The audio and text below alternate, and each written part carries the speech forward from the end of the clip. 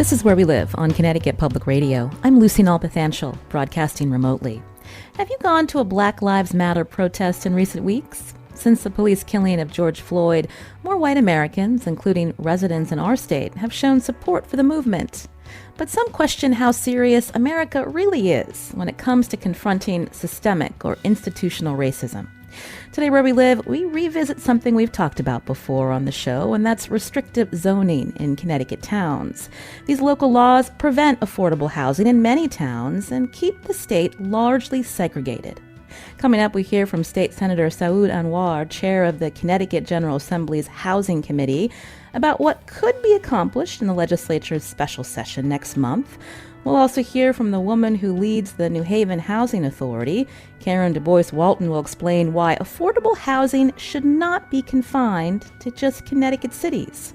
First, joining the show is Jacqueline Rabe Thomas. She's a reporter for Connecticut Mirror at ctmirror.org, and she's written about housing segregation for both the Mirror and ProPublica. Jackie, welcome back to the show. Thanks for having me. We had you on, I believe it was last year, when you did a series of stories for ProPublica focused on how restrictive zoning laws are in Connecticut and the consequences. I want you to remind us what was some of the reaction from town officials in the suburbs you profiled. Sure. So I did a series of stories just sort of highlighting how restrictive and how hard it is to build in some of the state's most wealthiest communities, and essentially pointed out that places like Weston requires 2 acres of zoning on 99.5% of their land, or places like Westport have built, minimal amount of affordable housing, and when they have, it's in one tiny section of town. And so the response to that largely was twofold. It was either we completely see this happening in our community and an influx of local examples with pleas to write about those communities and what's going on in those communities, that communities are essentially shutting out affordable housing projects in their communities. And then also from local officials in some of those communities who I interviewed during this series, who said, hey, we're trying, there's a political reality here as well. So we're doing what we can and we're trying to push forward. But you gotta remember that, people's houses are, their biggest asset, and people are really protective of that. Now that I mentioned the latest Black Lives Matter protests, that you're seeing a lot of suburban towns, largely white residents coming out and saying that they support this movement. They want to see change, including police accountability. But when we drill down to other issues of systemic racism, like housing segregation, the policies that have been in place for decades, do you think that there's momentum now, Jackie, to make these zoning changes? I think there's a divide in the Democratic Party to either push forward with this or not. I think that there are many people in the legislature who would like to see some changes on this front. You have Senate Democrats who came out last Friday on Juneteenth and said, let's tackle this issue. And you also had 40 members of the Progressive Caucus in the House, which makes up almost half of the Democratic caucus in the State House of Representatives, saying, let's tackle this issue. But you also have some of those in leadership positions who are saying, that's a big thing to tackle. We haven't been able to do this in decades. I don't know if we're going to be able to have the time and momentum to do it now. You talked about ways that towns are shutting out affordable housing, town officials saying that there is a political reality to making change. I wanted you to talk more about the ways that towns keep affordable housing out of their communities and what some of the rationale is. Sure. So one of the most common examples is changing the character of the community. And so, what does that mean? It's very subjective of what the character of the community is. And so some folks, civil rights advocates and developers will say, that's code for saying we don't want minorities or people from different socioeconomic groups moving into our communities and changing what's going on. on more specific examples, like if we build more affordable housing, then our schools will just be jam packed. Well, the reality is that, again, in places like Weston and Westport, their school age population is actually declining. So this argument that they're not going to have room for additional students that may come, it doesn't quite fit reality when you start to look at the facts. There is the reality that many of the affordable housing projects that do come to fruition are built for just the elderly, or are built just for, a one bedroom or an efficiency. Well, that's not really accommodating families. And so there are ways to shut out additional families from moving into your communities. Other examples have been, we don't have the sewage capacity. There's no public sewers in town, or there's no sidewalks, or the traffic patterns will be too crowded. What I saw through sitting through hours of public testimony and public hearings for specific projects when working on this project has been that I saw a developer offer to pay for a sidewalk in one instance. I saw a fire marshal say that their fire chiefs, or that their people aren't trained to draw water from an aquifer. And then I had firefighters reach out to me privately and say, actually, we are trained on that. That's a standard to be trained to get your certificate in the state of Connecticut. So sort of the facts on the ground of what's being said at these hearings doesn't always match reality. You mentioned the town of Weston after State Senator Will Haskell tweeted about an inspiring Black Lives Matter protest in that town. Protesters came out and said, we need greater diversity in Weston. You shared some stats about the town's demographics. Some residents may have never really thought about how much affordable housing is available in their town. Can you give us an example of a place like Weston? What does it look like? Sure. So 99.5% of that town is zoned for 2-acre single-family homes. And so what that means is nearly everywhere in town, if you want to build, it has to be a single-family home. And the land prices there are really big. And so not surprisingly, then an average home there is selling for about $700,000. I don't know how many people from lower socioeconomic status can afford a $700,000 home. So you're essentially shutting out diversity by zoning almost your entire town for 2 acres. What that means is 1% of your population in Weston is Black. Similar low threshold for Hispanic residents in that community. I mean, and it's not just Weston, it's Orange. 1.8% of its residents are Black. Madison, 0.5% of its residents are Black. And each one of these communities have specific examples where affordable housing has been tried to be built and it's been shut down. I believe the Partnership for Strong Communities has a great resource where people can look up their individual towns to see what it looks like in terms of the housing available for single family or multifamily units. I'd love to share that with our listeners if the producer can tweet that out during the show. But again, with me on Zoom today, Jacqueline Rabe Thomas, reporter for the Connecticut Mirror. She's written about housing segregation for both the Mirror and ProPublica. We're talking about this today. It's something that has been brought up, especially because of Jackie's reporting in the last year. Will the towns in Connecticut become serious about looking at the zoning laws that prevent affordable housing from coming up where you may live? You can join our conversation as well, 888-720-9677, or find us on Facebook and Twitter at Where We Live.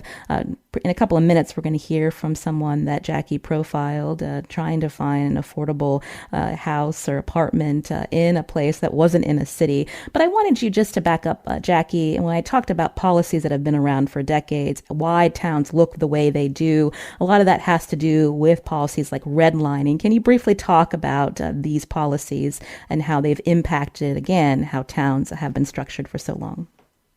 Sure. So if you look at places like Hartford, where your next guest lived for a very long time, or Bridgeport, or name your major metro area in Hartford, you look at the share of housing that is reserved for low-income residents, and they've largely taken on this responsibility to house people who can't necessarily afford Connecticut's high housing costs. Connecticut has one of the highest housing costs in the country. And so your Hartford and Bridgeports and New Havens, they're really proud to be a partner in that. And but what it but the responsibility comes also some ability to pay for local services like schools or sidewalk repairs.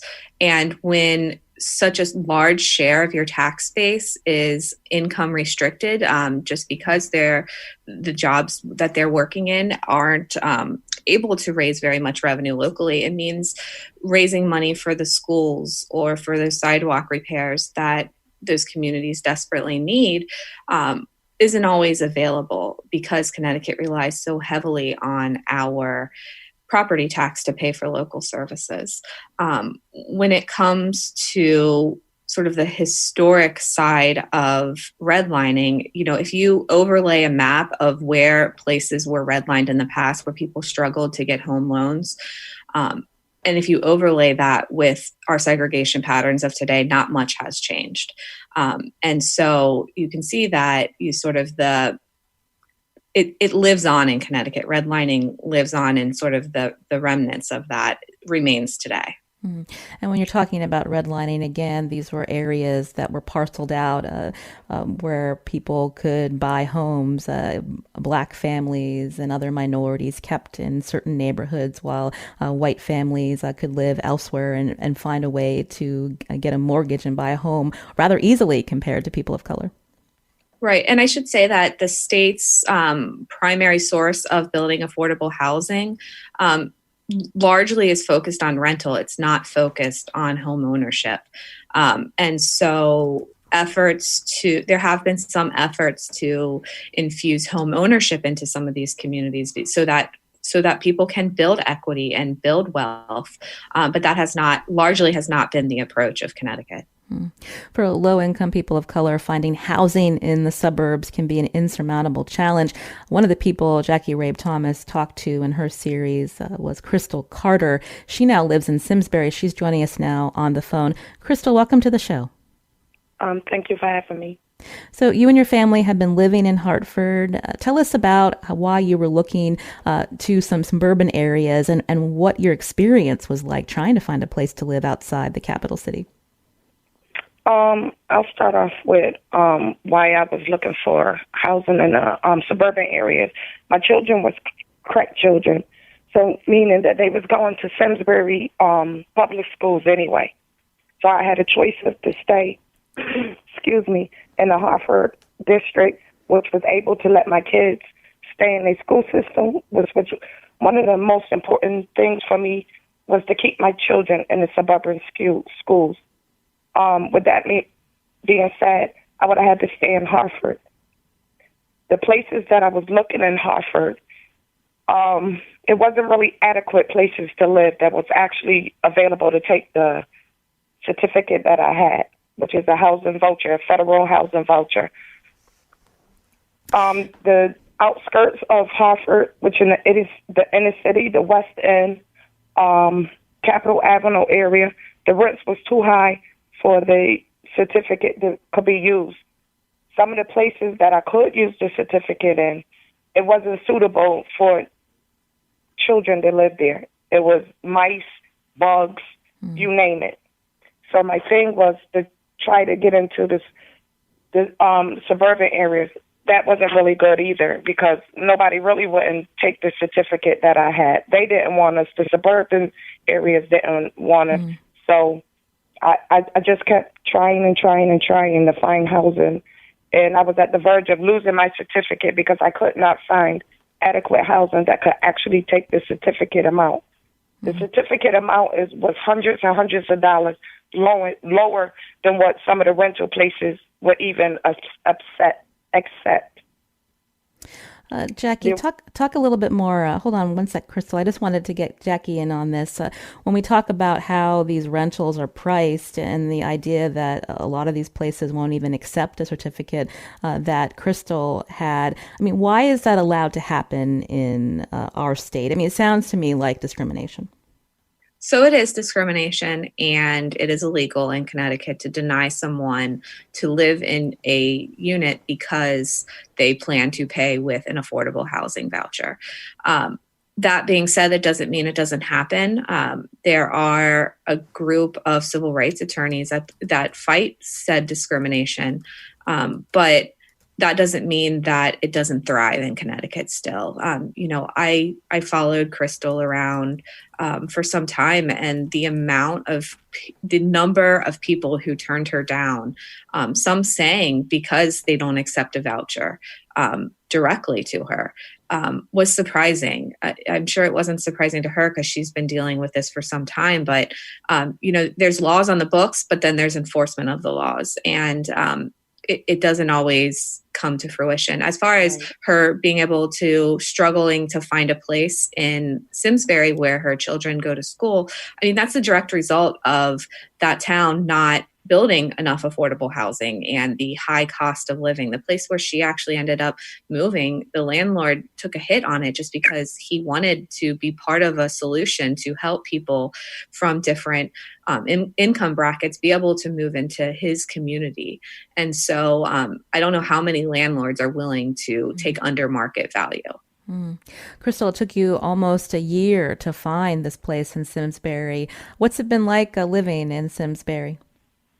It's been peaceful for me and my children. I actually like living out here. I haven't had no problems as of yet since I've been here. So I love it.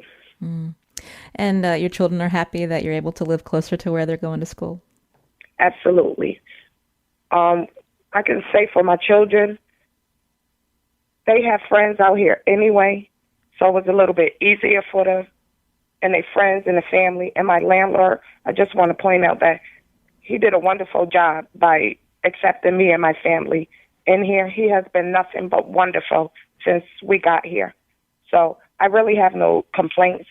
Where I live at, there is no sidewalks, there is no playgrounds, but we managed to still love and be able to be here. Well, Crystal Carter, we're glad that you found a place for you and your family, and we appreciate you talking to us here on the show. Thank you, Crystal. You're welcome.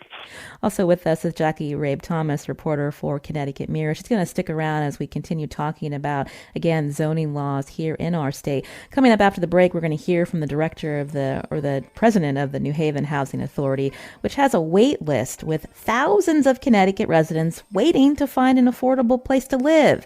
Do you think they're all New Haven residents? Think again. More after the break. You can join us too. 888-720-9677. That's 888-720-WNPR. Or find us on Facebook and Twitter at Where We Live.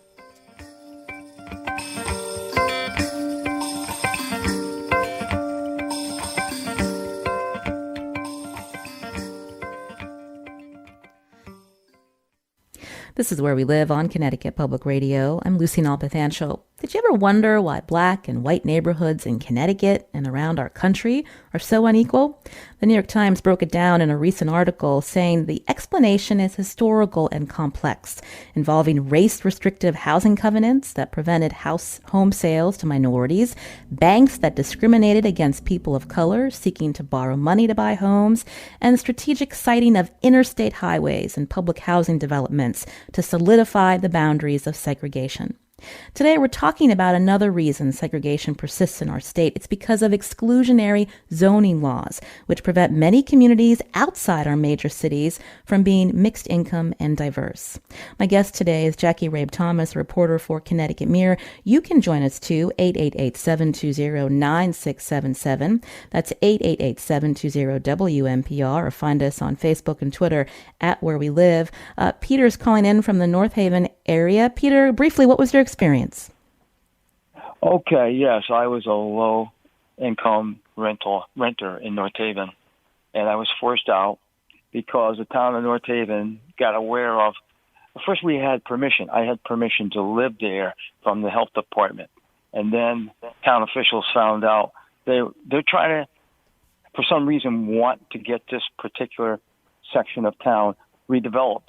They have other plans, and they learned that I was a low-cost renter there. They forced the landlord to evict me because somebody, I know who it is, town official came in and looked in the house and condemned it, saying it was structurally unsound, but I had it inspected, and they did an evaluation.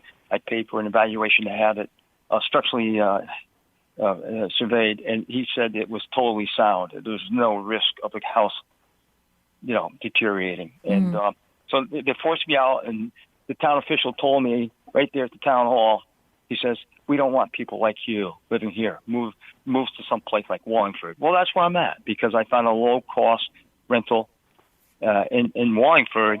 But now I'm in the process of suing the town of North Haven because they illegally entered the house without anybody giving permission. They need a warrant to go in and say, "While I'm there in the back of the house," they come in the front door and inspect the house and say it's ready to collapse, which is totally untrue. Well, Peter, thank you for calling in, and we're glad that you found a place in Wallingford. I'm sorry that happened to you in the town of North Haven area, the North Haven. Jackie, when we hear a story like Peter's, does this happen often? What ability can towns have to make people move because of the quality of the place they're living, or how the town sees it? So I think that there are a lot of places that are affordable currently that are in danger of no longer being affordable as places try to develop. And so there are laws that are meant to help protect some affordable housing. If they're deed restricted, then that can prevent it. But there it is sort of the impetus is on towns to at the current fight right now. The impetus is on towns to decide how much of a priority is this. So, taking his example, if they deemed that place was not suitable, okay, well, what is that town doing to develop some suitable, affordable housing in that community? Either naturally occurring through allowing things like accessory dwellings, so that places can have multi-units in a property, or allowing the construction of affordable housing units. There is a lot of affordable housing that is currently restricted for low-income residents that is in danger of expiring and the deeds coming offline in the near future. As well as there's a lot of housing throughout the state where people are currently living that is just subpar condition. Crystal mentioned it briefly during her remarks that some of the places that she looked at had mice. There was mold. There was just really bad living conditions. So it's a matter of who. In places like the caller mentioned, it's whether or not the town sees that as their responsibility to sort of say, okay, well, how are we going to help make housing affordable in this community? It's an interesting point. I wanted to bring into this discussion now Karen DuBois Walton. She's president of Elm City Communities. This is the housing authority in New Haven. Karen, welcome to our show. Thank you. Great to be here. Good morning. So we just heard from Peter, who was living in North Haven, not too far from New Haven, was told he couldn't live where he was, and now is in Wallingford. When we think about the people that the New Haven Housing Authority serves, people might assume it's just people living in the city of New Haven, but are you hearing from people in North Haven and surrounding suburbs that need a place to live, and the only affordable areas that they see having space would be in a place like New Haven? The caller's story is not an unfamiliar story for us at all. Our wait lists are longer than the number of families in our wait list exceed the number of families that we're able to serve in a given year. And when we look at our wait list, about a third of the families on our wait list come from the towns that immediately surround New Haven. So this is an issue in the greater New Haven region of 15 towns. This is an issue that is present for all of those towns. When you talk about your wait list, give us an idea of how many families are waiting to find a place. We are currently housing through either the public housing or Section 8 program about 6,000 families. And we have currently between 7,500 and 8,000 families on the wait list. And just to put that in some perspective, the annual turnover is in the range of 300 families a year. So families that move out, no longer need the subsidy, have another opportunity, move to market rate. So it's going to take quite some time to work through a wait list of that size. Tell us, since you are, again, president of Elm City Communities and you see the need, how difficult is it that because of the way Connecticut governments are structured in terms of the 169 towns and these very specific zoning rules for each community, how it makes your job difficult to find places for these families who really deserve a place to live? Sure. We are a developer of housing, so we are building affordable housing, and we are very limited in where we can consider placing multifamily affordable developments because of policy on the books around zoning and land use, because of restrictions on where housing authorities can operate. So as the authority for the city of New Haven, we are limited by state statute to work within the 18 square miles of the city of New Haven, when the need for affordable housing is much broader than that, and when people's right to be able to access housing should go beyond those town lines. And so we've certainly been focused on how we continue to invest in the city and the properties. We've been completely redeveloping all the properties that we own and manage, but recognize that can't be the only approach. We have to be thinking about how we get affordable housing into other communities as well. And then Crystal's story is very familiar as well for the families that have that voucher and the ability to. The whole purpose of the voucher program is to give people mobility, give people choice, opportunity to live anywhere they'd like to live. But if that housing is not available in other communities, it limits the effectiveness of that program. So that's an additional barrier that we're trying to help our families overcome. So talk through, Karen, some ways that the state could remedy this. We've already talked about how Connecticut is extremely decentralized. That worsens segregation in our state. What are some steps to solve this, to get more, again, mixed use, varied income in not just places like New Haven, but North Haven and the surrounding suburbs? Absolutely. One, I think that we need to begin to take more of a regional approach to how we are funding and siting and developing housing, and that's going to also trigger us to look at how we approach our educational system as well. Two areas that are very challenging areas to move through a legislature that is very suburban dominated. I think we have to look as a state at how we're incentivizing building that sort of middle level housing. Those what people think of as starter homes or first homes. We need to be looking at as a state as to how we're incentivizing that in these well-resourced communities.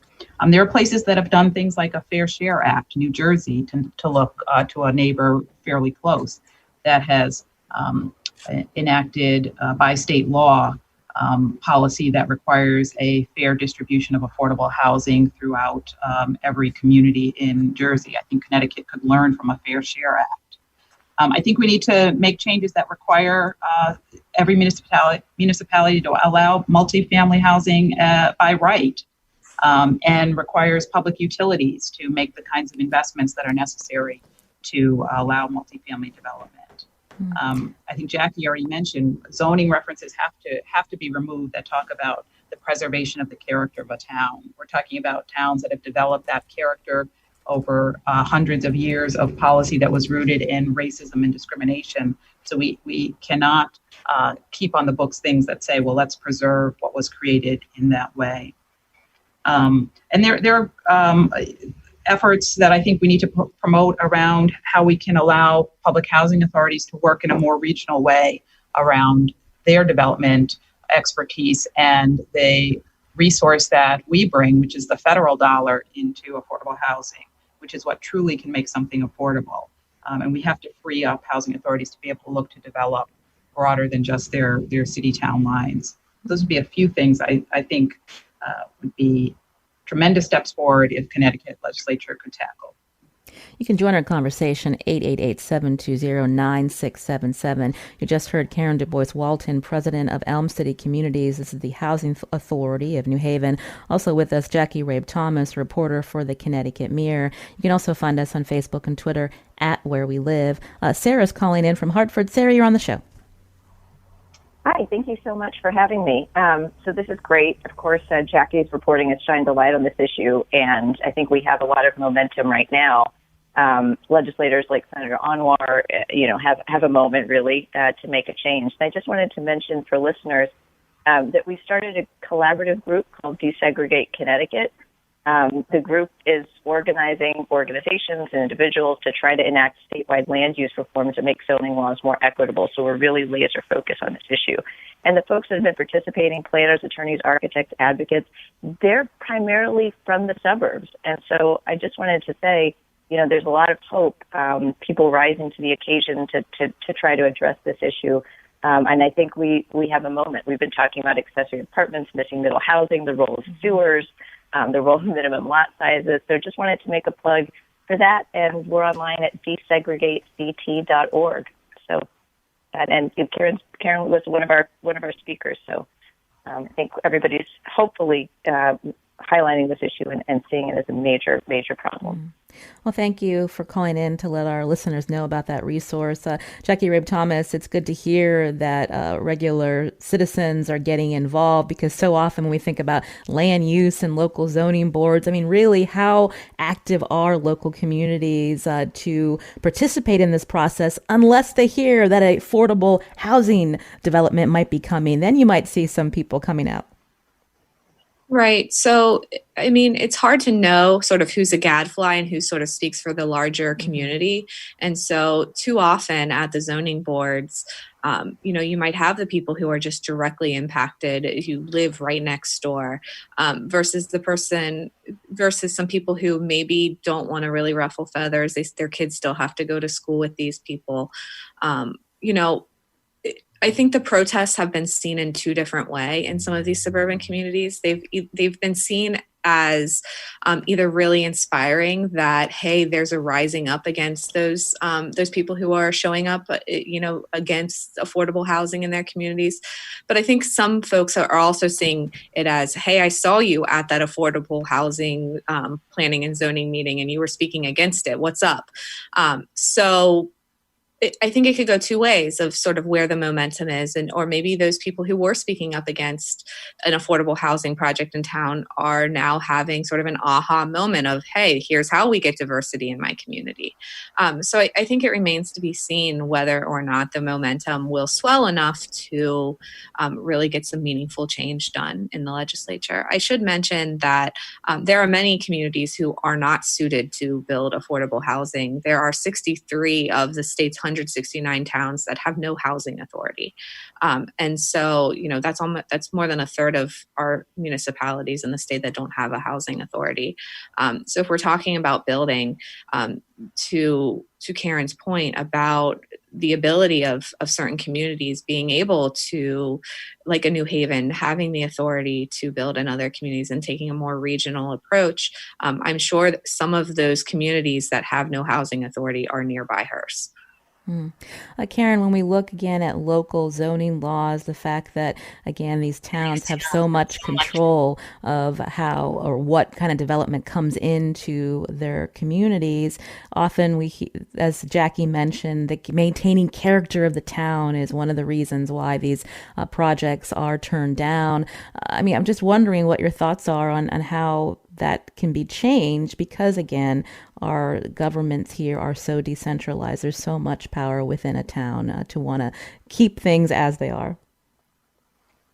Yeah, I'm hoping that in this moment where across the nation we are struggling with the legacy and current day demonstrations of racism and a desire to move into anti-racist action, I hope that people will take this opportunity to really start to notice things that had just gone unnoticed up until this point. People may have lived in communities that lack diversity and not paid that much attention. And I hope in this moment they will start to pay attention. I hope they'll start to dig into some of the ideas and policies that have led to and sustained the communities looking the way they are. And I hope they'll raise their voice, because I think that what's heard most loudly is the opposition. But I think that there's a whole large group in a community that needs to also reach out, attend zoning boards, reach out to their elected officials, and let it be known that they're interested in supporting some of these proposals when they come forward, supporting the development of more housing.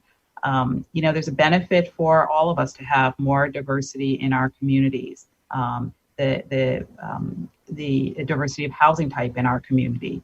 Folks are not going to be able to age in these well-resourced communities unless there are opportunities for families to be able to downsize into smaller. Children who graduate and want to stay in their community aren't going to be able to stay in their community without a broader diversity of housing type. And we're not going to get to a place where we have desegregated our communities by race and economics unless we add to the diversity of housing type in communities. So I hope that people will engage in this and start to raise their voice and let elected officials and zoning boards know that there's support and that it's not simply opposition. Karen DuBois Walton, again, is the president of Elm City Communities, the Housing Authority of New Haven. Karen, thank you for joining us here on the show. Thank you. Jackie Ribb Thomas will stick around. Again, she's a reporter for the Connecticut Mirror. Coming up, protests can let policymakers know what changes community members demand. But what will the Connecticut General Assembly actually do to address housing disparities in our state? The Senate chair of the legislature's Housing Committee joins us after the break. State Senator Saud Anwar. You can join us too, 888-720-9677. Or find us on Facebook and Twitter at Where We Live.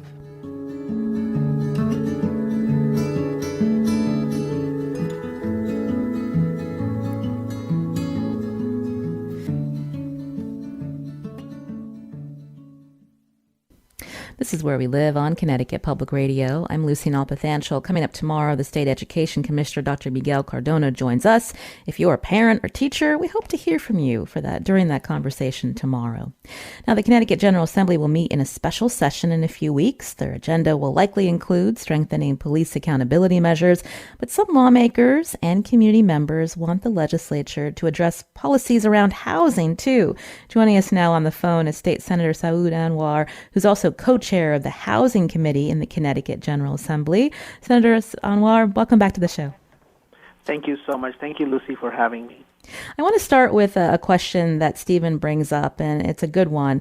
He wants to hear about Connecticut's Law 830G. The intent was to encourage affordable housing, and he says, I wish a town like mine had more, but some residents across Connecticut have seen the statute as a stick developers can wave if they don't get what they want to be profitable. So first, tell us what is 830G, and again, how it's being used or followed across our state. Well, I can tell you, first of all, I want to just thank you for shining light on this important issue, and then having Jackie, who has done some amazing work around raising the awareness. 830G requires actually, in our state, to have all the municipalities participate in affordable housing and have at least a threshold of 10% of their housing stock to be affordable. And the sad situation that we have is, as of 2019, the numbers suggest that out of the 169, only 139 have not been able to take care of their ownership and responsibility in this part. And that's why when you hear from Karen earlier that there's such a long waiting list, that is because nobody else is doing their share of being a good, responsible citizen and being part of our state in many respects. If you look at most of our towns, the municipalities, they have not fulfilled their obligation. Some are very close to fulfilling it, but majority of them have not. And that is part of our challenge, that the opportunities, the housing stock, the opportunity for affordable upward mobility for our citizens is part of the systemic problem that our state has, which is much more than the entire region. Jackie, when Senator Anwar talks about so many communities not following this law and not being responsible to include affordable housing in their communities. How does that happen? How are towns able to get around this? So 830G, just to tackle 830G for a second. The reality is it's a lot of people do view it as a stick, but the reality is that it hasn't really moved the ball that much in some of the communities. In about 1/4 of Connecticut's municipalities, the actual share of their housing stock that is affordable has actually declined. And in dozens of other communities, it's just been stalled. To be sure, there are plenty of communities that have increased their affordable housing, but in many more, it has not. And so the way that developers are able to use that is to go into a years-long fight in some communities to get housing built. They know that it's going to be a long fight in some communities to get across the finish line. And everything is sort of taken, at a long, tedious process in order to get what should be a quickly approved project. It's not for nothing that 36 of the state's towns throughout the state have no new multifamily housings over the last 3 decades. So, we're not talking about a huge amount of increased in affordable housing since that law was passed. And by the way, that law does not mean that, does not help out with a town that doesn't have public sewage. So you can't go around local zoning to get sewage for a project. So, if a town like Weston doesn't have sewage, then you're not building affordable housing there. Senator Anwar, I mentioned this special session, I think in the 3rd week of July, if that's the latest. Tell us about how you and other Senate Democrats are working on policy to change these housing and zoning laws in our state. I think, Lucy, one of the most important things that we as Senate Democrats and now our colleagues in the House Democrats, at least a significant proportion of them, have clearly stated is that if we are just going to look at police accountability only, we are actually not managing the real issues.